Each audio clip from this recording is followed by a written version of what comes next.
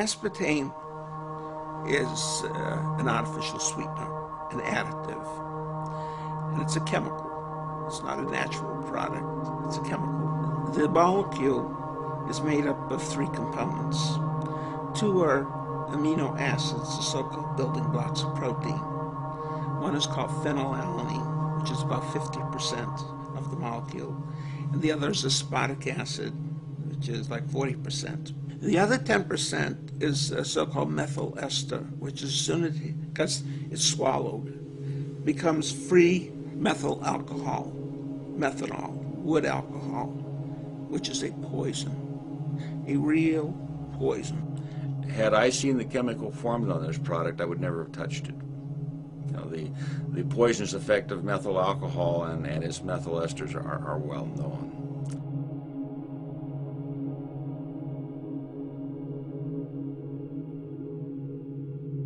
The G.D. Searle Company, in the quest to get approval for their product, aspartame, they conducted a study on animals in which they fed some animals, like I said, low dose, medium dose, high dose of the product, and then they used control animals that supposedly did not get any of the product. When they submitted this to the FDA and the FDA looked at it, there was some question about the study. Well, one of the scientists, a neuroscientist, looked at some of this, and he saw a lot of red flags. He said there's some real questions here about tumors being caused by this product, particularly brain tumors. So they ordered a study to be done by the Bureau of Foods, which was the precursor to the FDA. And Dr. Jerome Bressler was in charge of this group to look through the research that had been done by G.D. Searle, and that's what the Bressler reported about. And this is the report here. Basically what it shows is that either a lot of purposeful shenanigans was carried on to get this product approved, or, as he states it, it was the world's worst research. They found that what they did is the animals that died after being fed NutraSweet, they didn't autopsy the animals right away. Some of them were not autopsied more than a year afterwards. And of course the tissues broke down and liquefied, and so they couldn't do proper studies on them, but they reported it as if they had, and they reported these as normal. They found that they were taking tumors and cutting them out and throwing them away and saying the animal was normal.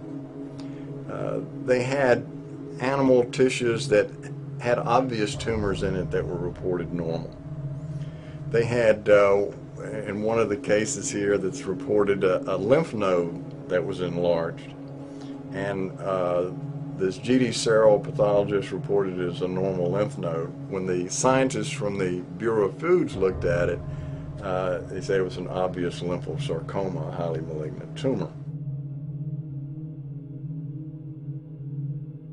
When we did our double-blind study here at this hospital, we had really a tragic situation which occurred, which I attributed directly to the aspartame. We needed volunteers. We looked at both patients, that is people who had a history of mood disorder, and we needed some controls, that is people without a history of mood disorder. One of the people that I used in the study was the administrator for our psychiatric unit. He was a PhD psychologist. And several days into this study, he had an emergency. He had an ophthalmologic emergency. That is, he had sudden bleeding in his eye and a detachment of his retina. He had to be rushed to Cleveland for emergency surgery. His eye could not be saved. He lost the vision in one eye. At the same time, we had another participant in the study, a nurse, who also had an episode of intraocular bleeding, that is, bleeding within her eye. So we had two people who, during the course of the study, had eye emergency.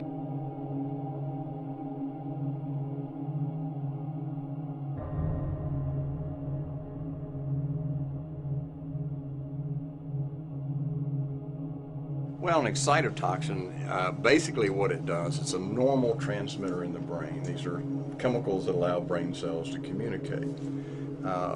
But if it's in even a minute over-concentration in the brain, it causes the brain cells to become extremely excited. And they become so excited, they'll very quickly burn themselves out and die. So we see people have difficulty thinking. They feel like they're walking around in a cloud or a fog.